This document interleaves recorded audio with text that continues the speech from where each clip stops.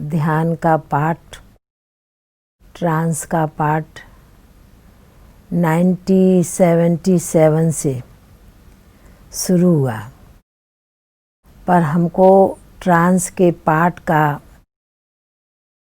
साकार बाबा जब थे तो बाबा ने हमें 1967 में वरदान दिया। जब मैं छोटी थी 13-14 साल की और स्कूल पढ़ते थे तो बचपन से ही बाबा से बहुत प्यार और योग बहुत अच्छा लगता था।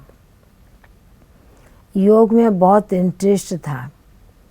तो उस समय भी जब घर में रहते थे और जब भी बाबा को याद करते थे, एक 2 घंटा बैठकर बाबा से बातें करना, रूहान करना एक नेचुरल जैसे संस्कार बन गया था। और उतने ही लौकिक में बंधन भी थे। तो साकार बाबा को हम पत्र लिखते थे और साकार बाबा हमें पत्र का जवाब बाबा का मिलता था 15-20 दिन के अंदर, क्योंकि कलकत्ते में रहते थे। तो कलकत्ते में उस समय 1 सप्ताह पत्र जाने में, 1 सप्ताह आने में, और 2-3 दिन तो जवाब बाबा पत्र लिखते हैं तो पहुंच जाता था पत्र का जवाब। तो उस समय बाबा ने वरदान दिया। पर उसके पहले एक बार एक प्रदर्शनी लगी थी कलकत्ते में, तो बाबा ने पत्र में लिखा कि जो बच्चे जासी पार्टी समझाएंगे बाबा उसको इनाम देगा। तो स्कूल पढ़ते थे और पढ़ाई पढ़ते बाबा से जो प्यार और लगन जो थी और सेवा की भी भावना बहुत थी बचपन से, बाबा के घर में सेवा करूं। तो जब उस 1 सप्ते की प्रदर्शनी में हमने 40-50 पार्टी समझाई और बाबा को पत्र लिखा, तो बाबा ने उस पत्र के जवाब में हमें इनाम के रूप में पत्र में लिखा कि ये बच्ची उड़ने वाली उड़न खटोली है। पर हमें ये मालूम नहीं था कि ये कोई भगवान का वरदान है या आशीर्वाद है, ये जानते नहीं थे। बाबा का वो पत्र बहुत दिन संभाल के रखा हुआ था।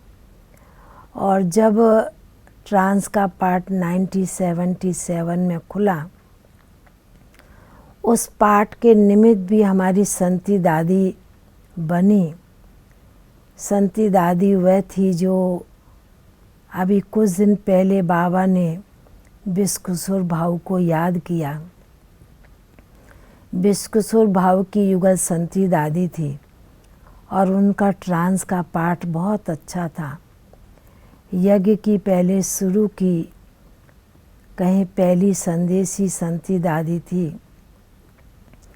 तो मैं अपना अनुभव योग का दादी को सुनाती रहती थी कि दादी जब मैं योग में बैठती हूँ तो मेरे को ऐसे लगता है कि कोई मुझको खींच रहा ऊपर में, मेरी बुद्धि की डोर खींच रही है, कोई टान रहा रस्सी को।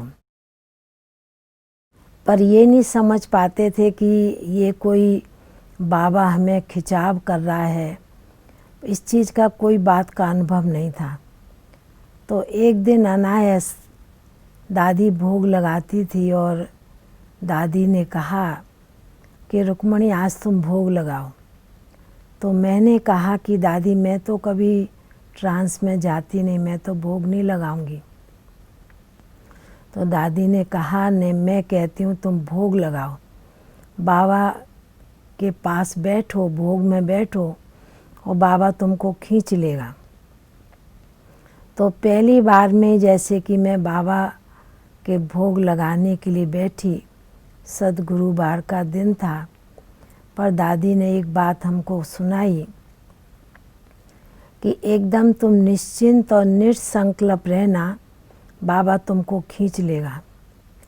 और मैंने भी अपने आप को बाबा की याद के द्वारा अपने को एकदम निश्चिंत और निसंकल्प किया, अपने को हल्कापन महसूस करके बैठी और बुद्धि में रखा कि बाबा को कहा कि अभी मेरी बुद्धि की डोर आपके हाथ में है, अभी आप जैसे भी खींचो वैसे खींच लो।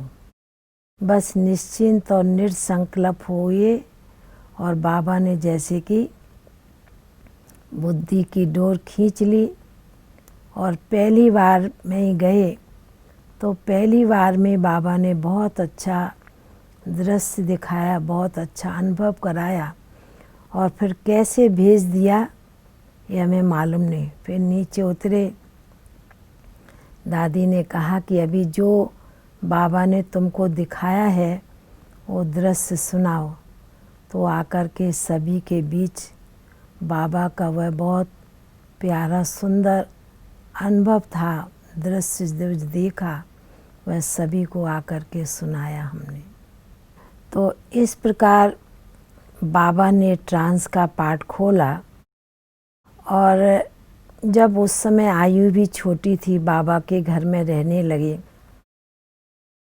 ट्रांस का पाठ खोला 1977 से, पर हम बाबा के घर में हुए समर्पण 1978 में।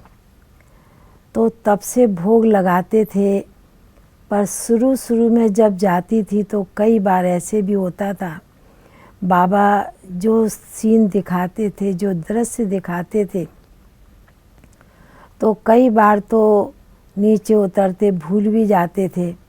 आधा सुनाती थी, आधा भूल भी जाती थी, पर जो सुनाया वो एकदम एक्यूरेट होता था। तो इस प्रकार बाबा ने इस ट्रांस के पाठ के कारण हमें बहुत अनुभवी बनाए, आगे बढ़ाया है। पर इस चीज़ में हम अभी तक भी आज 40-41 साल हो गए, 42 साल हो गए, पर बाबा ने इस पाठ के द्वारा इतना हल्कापन रखा है। ज़्यादा बाहरी बातों में, बाहर मुक्ता में आना अच्छा नहीं लगता है। और अभी भी सद्गुरुवार के दिन जब भोग लगाते हैं तो 1 दिन पहले से 2 दिन पहले से मन में अभी भी अपनी स्थिति वैसी बनानी पड़ती है।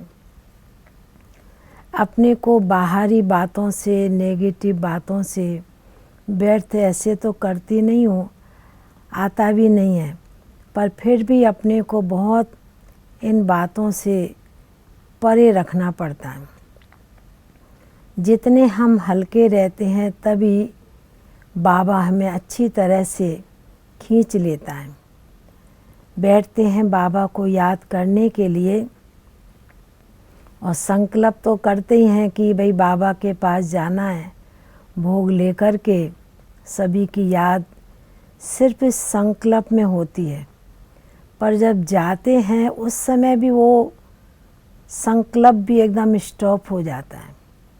और जब जाते हैं उस समय ही एकदम फिर ये बातें जो जिसकी याद वो एकदम वतन में इमर्ज हो जाती है। और इमर्ज होने के साथ बाबा के सन्मुख, बाबा को सामने देख, बाबा को हर एक बच्चों की जिसकी जो बात विशेष होती है वो बाबा को जा कर के सुनाती हूँ। फिर कभी कभी तो बाबा दृश्य कोई बात भी सुनाते हैं और जिसकी जो याद होती है वो उस रीति से बाबा जो सुनाते हैं। और वतन में एक है मूवी एक्शन, मूवी भाषा। बाबा के होठ हिलते हैं, एक्शन होते हैं, दृश्य बाबा हमारे सामने इमर्ज करता है, हम उस दृश्य को देखती हूँ। और उन दृश्य को देखते हुए बाबा के मन के भावों को हमको समझना होता है, उसको कैच करना होता है। इसलिए इन बातों को, सूक्ष्म बातों को समझने के लिए हमारी बुद्धि बहुत हल्की, एकदम निसंकल्प होनी चाहिए। यदि थोड़ा भी दूसरी बातों का संकल्प होगा तो हम बाबा की बातों को कैच नहीं कर पाएंगे। इसलिए उसके लिए हमें पहले से एक दिन पहले से अपनी बुद्धि को एकदम एकाग्रचित होकर के रखना पड़ता है। तो इसलिए जब हम जाते हैं तो अपने को एक तो हल्का करते हैं और बाबा की एक्शन के रूप में, मूवी एक्शन के द्वारा, दृश्य के द्वारा बाबा की बातों को कैच करना, समझना और उसी रीति से जब नीचे आते हैं और जिनकी जो बात होती है, जिनका जो संदेश होता है, उन आत्माओं को, उन बच्चों को, उन भाई बहनों को बाबा का संदेश सुनाते हैं। पर कई बार ऐसे होता कि आधे दिन तक जो सवेरे के समय हम गए और शाम तक वो स्थिति वतन की बनी रहती है। हम अपने आप को उस समय भी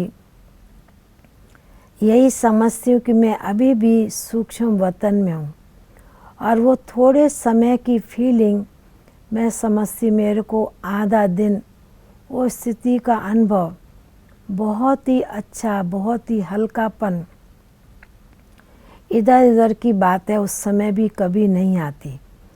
तो इसलिए बाबा ने ट्रांस के कारण ऐसी स्थिति बनाई है और इस स्थिति का अनुभव करने के लिए हम बाबा के बच्चों को विशेष अपना निसंकल्प रहने की अवस्था का बहुत अभ्यास चाहिए, तभी बाबा हम बच्चों को उड़ा लेता है, अपने वतन में, सूक्ष्म वतन में बाबा बुला लेते हैं।